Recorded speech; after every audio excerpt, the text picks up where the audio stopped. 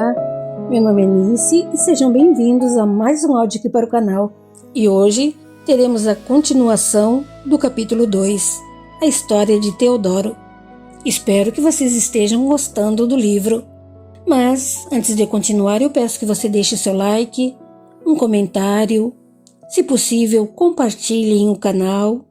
E se você chegou agora, gostou do canal e ainda não é inscrito, eu te convido a se inscrever. São atos que para você não custa nada e que para mim significa muito, certo?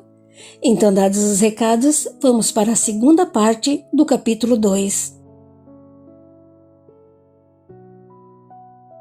Doces brisas agitavam a tarde cálida de primavera.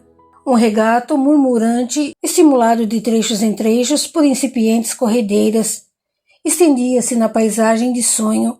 Árvores, das quais somente se viam as floridas copas e matizes que iam do branco ao rosa escuro, passando por lilás e culminando em intenso roxo, ladeavam o curso das águas, indicando que a mão do homem tivera o cuidado de plantá-las, antevendo o belíssimo efeito que ofereceriam no futuro. Estreito trilho serpenteava rumo à correnteza e um casal de enamorados por ele seguia a passos lentos e cadenciados, de mãos dadas, alheios à estonteante formosura do local, somente tendo olhos um para o outro. Na pia batismal haviam-me colocado o nome de Teodoro. Era jovem, mal completara 18 anos, alto e forte, de músculos enrijecidos pelos esportes, principalmente os relacionados às artes marciais. Consideravam-me um belo rapaz, e a insistência das mulheres envaidecia-me. Contudo, nenhuma delas despertava meu interesse. Somente uma, linda e única criatura, povoava meus sonhos. Helena. De família modesta, ao contrário da minha, os encantos da bela Helena justificavam o ardor da paixão que acelerava o sangue em minhas veias, transformando-me em um menino encabulado na sua presença. Alta, esguia, nívea pele e verdes olhos, longos cabelos de claríssimo louro. Acima de tudo, excedendo-lhe a estonteante beleza física, um quê de doçura e sensibilidade incomuns. Acostumado a avaliar as mulheres tão somente pela aparência, como era costume então, e infelizmente ainda agora, com certeza deixarei de constatar muitos dos elevados atributos de minha eleita. Hoje, com as ilusões de supremacia masculina caídas por terra, sinto-me livre para reconhecê-los. O pai de Helena, autodidata, considerado simples professorzinho de aldeia por nós, os nobres e pretensos sábios, desde cedo colocara ao alcance de suas mãozinhas as ferramentas que lhe alimentariam os gostos para o saber. Os livros. Por certo, perguntareis como, já que livros constituíam raridade a que somente os mais ricos tinham acesso. Mas a explicação é simples.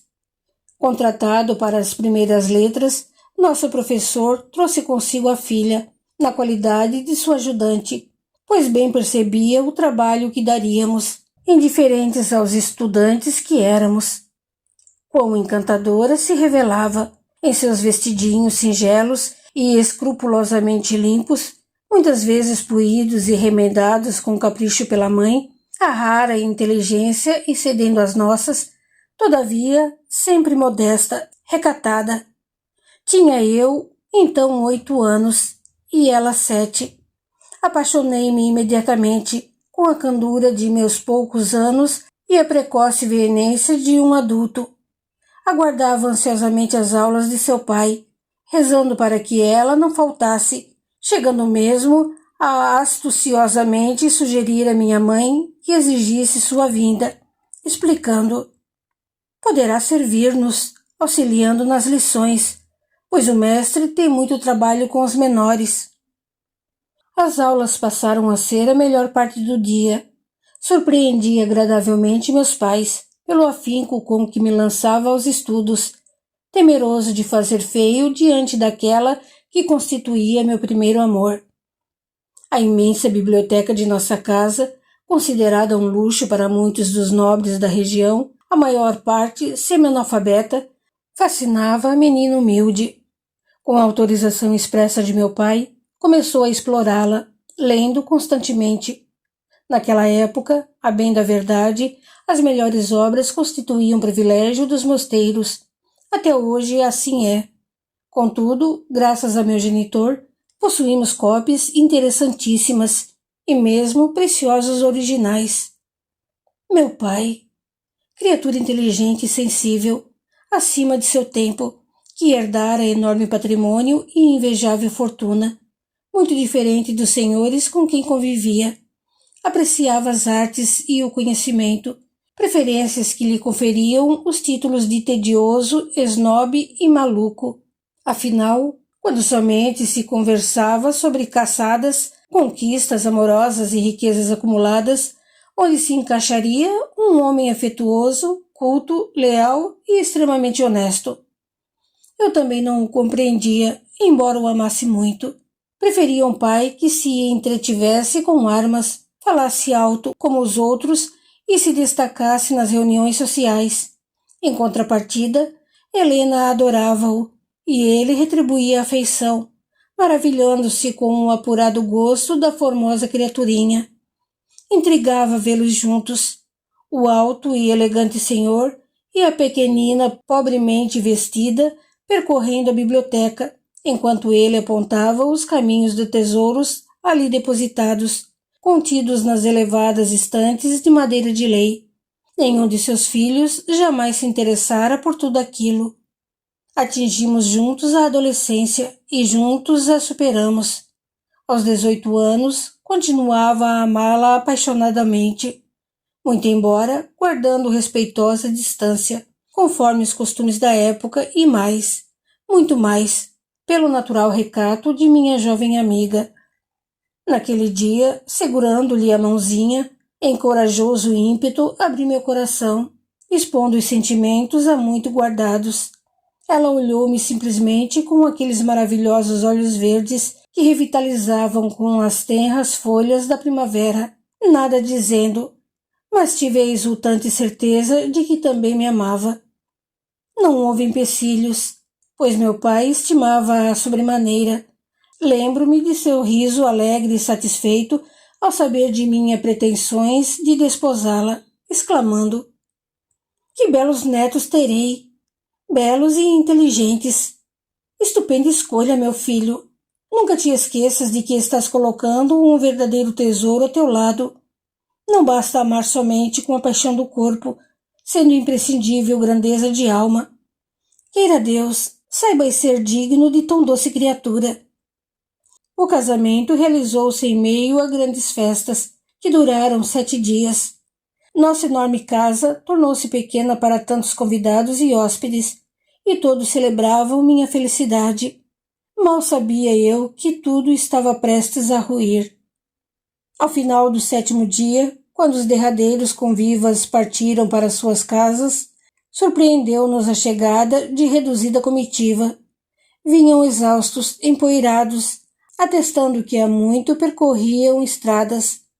O rosto de meu pai turbou-se de imediato, mas ele manteve a costumeira dignidade, estendendo aos recém-chegados sua hospitalidade, convidando-os a sentarem à farta mesa, destinando-lhes alojamento para a noite que rapidamente se aproximava.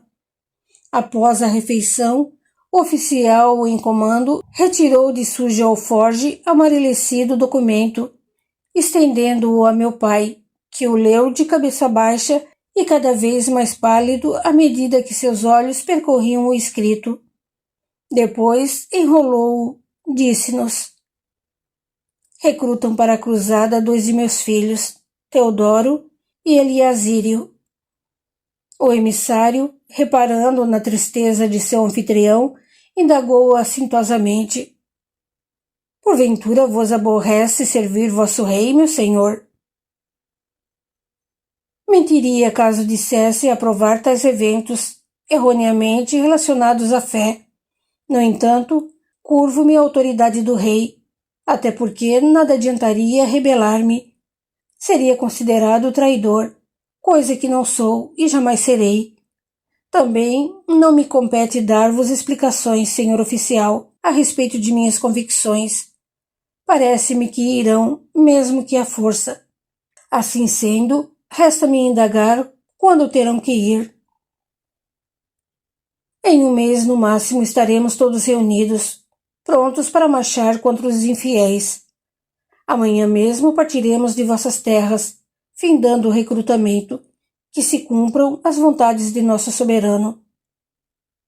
Pesava-me profundamente a separação da mulher amada, mas uma belicosidade reprimida começava a manifestar-se em mim, e não entendia a preocupação de minha jovem e linda esposa a respeito do que eu faria no campo de batalha, de meu comportamento como soldado, da certeza de que eliminaria vidas. Natural que se afligisse com a possibilidade de minha morte ou de que fosse ferido em combate, mas aquela preocupação com os outros eram gentios, bárbaros sanguinários que sequer conheciam Jesus. Repreendia-a severamente, desprezando suas lágrimas, censurando seus pontos de vista a respeito da Guerra Santa. Outra surpresa me aguardava. Meu pai pensava como ela, recomendava comedimento, caridade para com os inimigos. Estariam ambos loucos? Na despedida, perdi preciosa oportunidade de abraçá-los mais demoradamente, dizendo-lhes com estulta arrogância: sou cristão. Mostrarei a esses ignorantes e idólatras quem é Jesus. Não me responderam, limitando-se a abraçar-me novamente com muita força, como se estivessem tentando adiar o momento da partida. Helena chorava, e suas doces palavras de amor, murmuradas a meu ouvido, tinham o sabor de adeus. Mas eu, insensível que era, nada percebi, totalmente voltado para a aventura que se iniciava. A grande escadaria de pedra que levava à nossa casa, ladeada por enormes vasos floridos, a figura linda e delicada de minha jovem esposa, os longos e perfumados cabelos loiros recolhidos em grossa trança entremeada de fita, seu vestido azul claro de mangas transparentes e rodada saia, o chale de franjas a proteger-lhe os ombros do vento frio da manhã. Minha mãe, os olhos vermelhos de tanto chorar. Meus irmãos, a velha ama. Hoje, perdidas as ilusões, essas imagens adquirem força e importância cada vez maior. Eliasírio e eu partimos para a Batalha Santa, como todos a designavam. Ele era 2 anos mais novo do que eu e não concordava com minhas ideias. A afeição paterna apreciaria continuar em nossa extensa e bucólica propriedade, em contato com os animais, calmo e pacífico como sempre fora. Suas ideias e atitudes irritavam-me, e em vão tentei estimulá-lo, mostrando-lhe as vantagens de ser um herói, um conquistador, tentando com ele repartir minhas esperanças e preferências, ensinando-lhe truques de luta, nas quais me destacava. Exasperava-me sua tristeza, suas lágrimas envergonhava-me perante os demais, e muito breve desligar-me-ia dele emocionalmente, abandonando-o à própria sorte, envolvendo-me de forma total e alienante com os preparativos da grande cruzada e as manifestações de força e poder expressas pelas armaduras, espadas, lanças, estandartes bordados, jogos de guerra. O fanatismo religioso imperava de primeiro com as armas e as exibições de agilidade e destrezas bélicas. A vaidade fazia os cavalheiros exibirem-se diante dos olhares curiosos que nos cercavam. Podia-se sentir a inveja no ar. Eu sonhava sonhos de excelsa grandeza. Retornaria herói, famoso por minhas façanhas, rico pelos saques, requisitado pelo rei como presença indispensável na corte. Quanta incoerência, hoje percebo. Que honra pode haver na morte? Para que precisava de mais riquezas se meu pai era riquíssimo e eu seu primogênito? Ainda que a fortuna familiar fosse dividida entre os irmãos, todos teríamos com que viver longos anos da abastança e poderíamos repassá-la a nossos descendentes. A marcha que nos levaria ao odiado inimigo foi longa, e durante toda a viagem, sacerdotes ricamente paramentados encarregavam-se de zelar por nosso bem-estar espiritual, procurando manter o exército em constante estado de excitação e fanatismo religioso. Rezavam-se missas em latim, das quais quase nada se entendia. Falava-se de Jesus com entusiasmo e presunção, retratando-o como responsável pelas conquistas que se travariam em seu nome e por sua glória. Os mais entusiastas, em seus desvarios, despiam-lhe a túnica e o manto nazarenos, envolvendo-o em reluzente e rica armadura, marcada com o símbolo da cruz. Aceitei-o daquela forma, como a maioria dos que engrossavam as fileiras do extenso exército, acreditando que ele guerreava conosco, espada nas mãos, tintas de sangue, lutando por definitivo lugar no coração dos descrentes, em meio a gemidos e gritos de dor e desespero. Pobre ignorante que eu era! Nada conhecia dos evangelhos de Jesus, guardados às 7 chaves pela Igreja, ocultos aos olhos do vulgo e incompreendidos pelo que se diziam representantes do manso Cordeiro na terra. Os mouros eram exímios lutadores. Se nos considerávamos bons, logo percebemos que precisaríamos de muita astúcia e ingentes esforços para conseguir vencê-los. As baixas entre os nossos foram muitas nos primeiros combates, e a visão dos companheiros mortos e das atrocidades da guerra, estranhas inclinações e desconhecidas habilidades emergiam.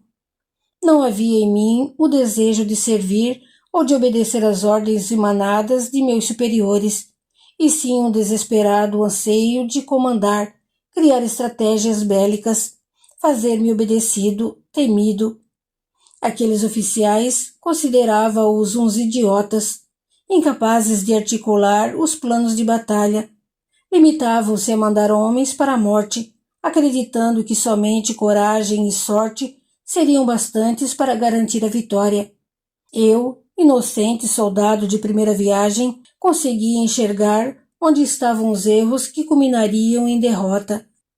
Assim, após amargar frustrações e acessos de impotente ira, ousei aproximar-me de meu superior imediato e sugerir-lhe algumas ações visando ao melhor aproveitamento dos homens e ao aniquilamento de nosso forte inimigo. Esperava reação diversa, mas para minha surpresa e alegria, acatou-me os alvitres com alívio, e pouco a pouco fui ganhando a confiança de muitos, principalmente quando começamos a suplantar os infiéis graças a meus planos de combate. Eu era um estrategista nato. Jamais questionei de onde viriam tais habilidades, e eu jamais antes havia participado de uma ação bélica. Muitos comandavam, pois numeroso era o contingente de soldados. Acima de todos, a figura do rei, representada pelo homem a quem ele concedera o superior comando, delegando-lhe poder de vida e morte, carta branca para tudo o que se relacionasse com aquela guerra considerada santa. Imaginai, meu jovem amigo, as intrigas que abalavam o acampamento, rivalidades que faziam tremer as estruturas e rolar cabeças. O povo, pobre silencioso povo, o grosso da massa que oferecia o peito ao primeiro e crucial combate para o inimigo. O povo morria sem saber que a verdadeira batalha era travada no íntimo dos poderosos, em seus corações egoístas e ambiciosos. Naquele tempo, parecia-me natural e inquestionável a supremacia que detínhamos em relação aos pobres coitados, como os considerávamos. Que morresse, pois para isso serviam. Quão tolo e arrogante eu era! Quis, o acaso, que um fato imprimisse novos rumos à minha vida. O combate desenvolvia-se acirrado e difícil.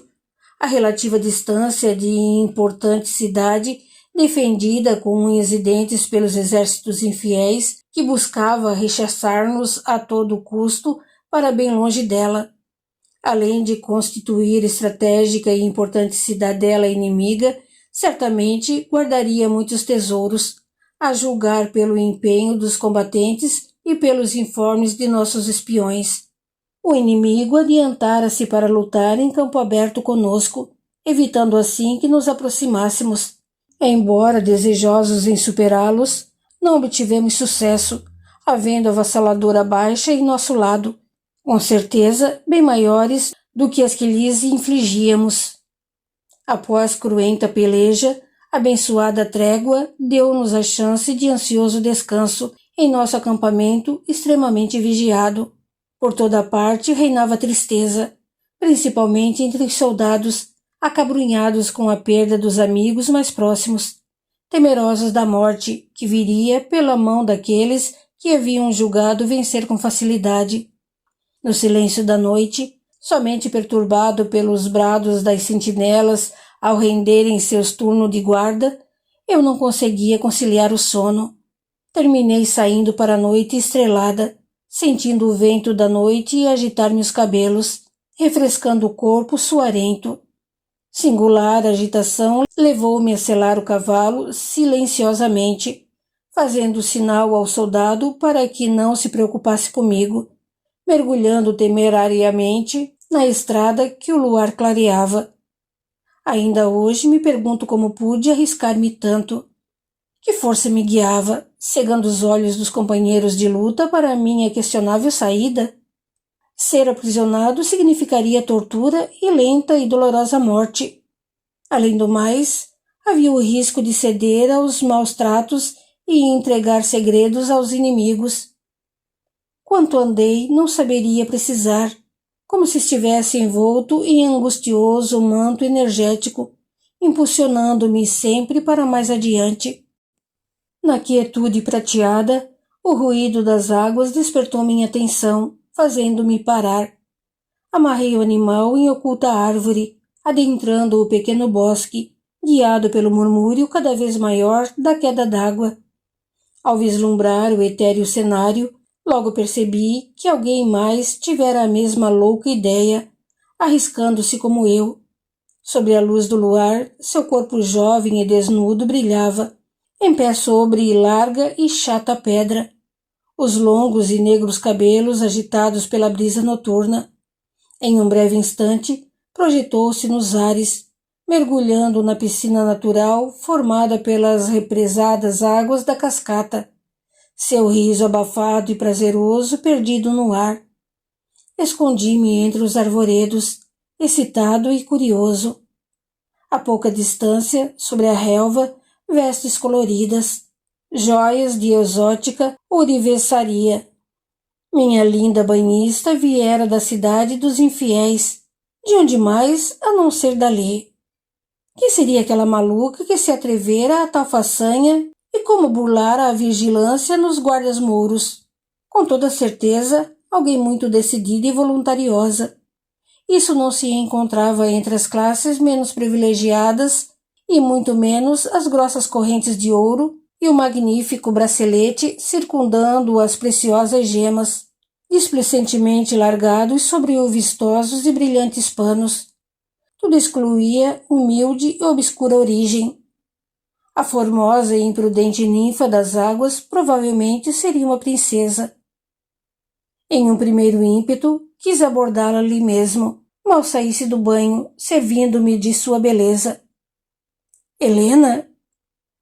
Na guerra, meu amigo, de acordo com nossa pequenina evolução, revelamos o que é de pior em nós, impulsionando-nos pelo medo da morte e pelos sentidos exacerbados. Depois, poderia levá-la para o acampamento e os oficiais fariam a festa. Tais ideias em nada me repugnavam. Devo afirmá-lo, constituindo o meu padrão de pensamentos da época. Contudo, o propósito que me ocorreu em seguida superava em muito a crueldade do inicial. Pensando melhor, concluí que aquela não seria a primeira vez que a mocinha se evadia da cidade à noite para o banho refrescante. Seu cavalo tranquilamente aguardava, atado a um arbusto, como se conhecesse o local. A confiança e a tranquilidade da linda criatura em meio à penumbra provava que ela ali estivera outras vezes. Ela continuava na água, inocentemente brincando na bacia formada pela descida da cascata ou sob o forte véu que despencava das alturas. Voltaria certamente. Aguardei que se fosse, controlando a vontade de apoderar-me dela enquanto vestia as roupas sobre o corpo molhado, observando-a conduzir o cavalo para a estrada, tendo cuidado de permanecer escondido e contra o vento para não ser descoberto. Então regressei ao acampamento, adormecendo placidamente entre os ásperos e sujos panos, arremedo de leito naquele inferno. Na noite seguinte, a sorte favoreceu os meus propósitos. Aproveitando a incursão de indiscreta lua entre as nuvens, evadi-me do acampamento, tendo o prévio cuidado de envolver as partes do cavalo em panos, abafando o ruído de seus passos. Vagarosa e cautelosamente, aproximei-me da cidade moura imersa em sombras. Alguns archotes tremulavam nas altas torres de vigia. Com extremo cuidado, tratei de atar o animal a uma árvore, a segura distância, chegando mais perto, rastejando pelo chão, esgueirando-me pelos arbustos, rodeando os muros. Podia vislumbrar os contornos de grandes residências em pontos mais altos do acidentado terreno. Obedecendo à singular intuição, quedei-me atrás de uma moita de perfumosas flores silvestres, aguardando não sabia o quê. O tempo escoava lentamente, fazendo-me tremer de ansiedade e receio. E se eu estivesse errado prestando meu papel de tolo? De repente, fugindo das nuvens, enorme e clara lua iluminou a escura noite e pude discernir a era e as trepadeiras que se enroscavam nos muros de pedras, cobrindo-os quase que inteiramente. Alguém muito caprichoso deitara sementes naquele trecho da muralha e as flores preenchiam os ares cálidos com inebriantes odores. De minha jovem princesa, nem sinal. As horas assemelhavam-se a séculos de espera. Sentia-me decepcionado, frustrado, irado mesmo com tudo aquilo que imaginara certo e justo acontecer. Decidi ir embora, acreditando haver falhado em minhas suposições, antes que me descobrissem ali. Mal dera os primeiros passos, quando meus olhos detectaram inusitado movimento em uma das vivendas. Os altos muros não a vedavam completamente, pois ocupava elevada posição. Tratava-se de imponente palacete, com suas torres, janelas rendadas e caprichosos arcos ressaltados pelo esplêndido luar. Trepadeiras em flor enroscavam-se nas colunas dos terraços superiores, e pelo número de sentinelas a protegê-lo, deduzir proteger a alguém muito importante. Encantador caminho de pedras, constituindo escada de largos degraus, serpenteava artisticamente, ladeado por imensos vasos de flores, descendo o terreno abaixo, acabando não se sabe onde. Inteiramente oculto pela muralha da cidade, pude ver sorrateira movimentação de uma figura por detrás das trabalhadas grades. Sua silhueta delgada, recortada contra a tênue luz que vazava do interior da vivenda. Depois, já no exterior, deteve-se a conversar rapidamente com um mouro alto e forte que fazia a guarda do palacete, como se algo combinasse. Compreendi que ambos estavam de acordo para as escapadas da jovem. Imprudentes. Agradeci a Deus pela privilegiada visão com que fora agraciado, facultando-me enxergar claramente aquela distância. Uma outra questão deixava-me intrigado. Como passaria ela pelas altas torres de vigia? Ao que sabíamos, somente havia aquela forma de adentrar a cidadela ou dela sair, pois o inexpugnável paredão protegia-a inteiramente. Sempre escondido, escutei suave estalido, semelhante ao detonar de uma mola, e para meu espanto e júbilo, ela praticamente emergiu dos floridos arbustos por uma portiola secreta na muralha, puxando com muito cuidado o animal, um soberbo garanhão negro, cujas patas estavam protegidas com lã para que não fizesse ruído. Ri surdamente, preso de extrema excitação. Minha encantadora presa caíra na armadilha. Nada mais me prendia ali. Marquei cuidadosamente o local em minha memória e regressei ao acampamento ainda adormecido e vigiado por inúmeros soldados. Senti que seria difícil conciliar o sono no restante da noite e assim foi. Mal amanhecera, adentrei a tenda do oficial superior, passando por cima da hierarquia militar, contando-lhe a surpreendente descoberta. Juntos, engendramos um plano de tomada da cidade moura, e bem da verdade, estava ele tão atarantado que praticamente eu tudo coordenei. Naquela mesma noite, um magote de soldados fortemente armados esgueirou-se pela oculta abertura na muralha, dominando rápida e silenciosamente os soldados que protegiam a casa da bela e inconsequente jovenzinha, e dali se espalhando por toda parte. Na calada da escura noite foi fácil subjugar toda a defesa, pois a maior parte dos moradores da cidade eram mulheres, crianças e velhos, uma vez que os homens estavam ocupados, combatendo-nos em campo aberto, justamente para que não estivéssemos a chance de chegar até onde residiam. Cruel ironia. Não fizemos prisioneiros. Todos, com uma única exceção, foram mortos das mais diversas formas, por expressa ordem minha. Samira, a banhista da cascata, a linda Samira, como eu suspeitara, era nada mais, nada menos do que a filha do odiado sheik, do responsável pela morte de muitos de nós. Eu mesmo adentrei os portais rendados de seus aposentos de dormir, surpreendendo-a em plácido sono, alheia ao que ocorria por culpa de sua imprudência. Ouso, em nome da decência, privar-vos dos escabrosos e terríveis detalhes de meu comportamento, indigno de um ser humano. Extrema e derradeira crueldade, deixei-a viva, em meio aos mortos da cidade de seu pai. Para finalizar, ordenei aos soldados que queimassem os elevados postos de sentinela, a fim de que os soldados infiéis vissem de seu acampamento os clarões.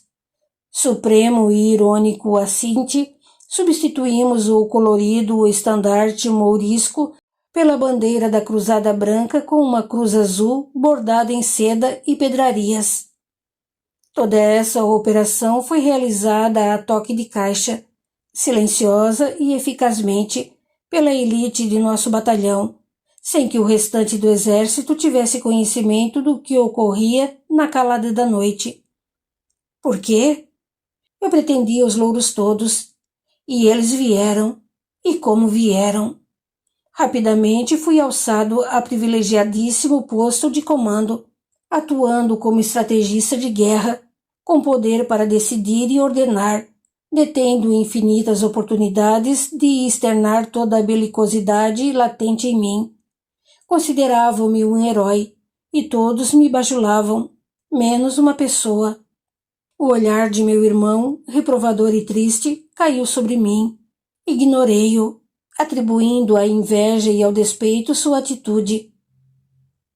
Conseguis atinar com a gravidade dos delitos por mim cometidos, caro amigo? Tudo gerado por minha insânia, pela ânsia de poder e glória que me avassalava a alma. Jesus constituía a desculpa ideal para meus erros, assim como os poderosos utilizava-o para mascarar espúrios interesses. Rapidamente, a fama de nossos exércitos espalhavam-se, e à mera menção do nome Teodoro tremiam todos, principalmente os infiéis, pois tinham a consciência de que lidavam com um louco assassino. As vitórias sucediam-se e tudo corria bem para nós. A história de Samira e seu pai estava perdida em meio a muitas outras, simples episódios de guerra e conquista, sem maiores implicações. Assim julgava eu, pois sequer me recordava dos fatos ocorridos naquela noite quente. Há quase 1 ano e meio estávamos longe de casa quando, após importante e triunfal contenda, decidiram conceder-me uma folga para visitar a família. Na realidade, nosso soberano desejava de nós, nobres engajados na luta religiosa, fundos para a continuação da mesma, uma vez que os cofres estavam praticamente exauridos e os ânimos exaltados pela falta de dinheiro e pela consciência de que a luta poderia arrastar-se por muito tempo ainda. Isso não me afuninhou, em absoluto, uma vez que, sendo meu pai extremamente rico, muito mais do que poderiam supor, certamente não negaria ajuda financeira a seu ilustre e famoso filho, permitindo a continuidade de nossa santa luta em defesa dos princípios religiosos cristãos. Quão cego persistia em ser, meu Deus! A casa pareceu-me, vista de longe e recortada contra o céu avermelhado do crepúsculo, deserta e triste. Em vão procurei a presença de crianças e servos.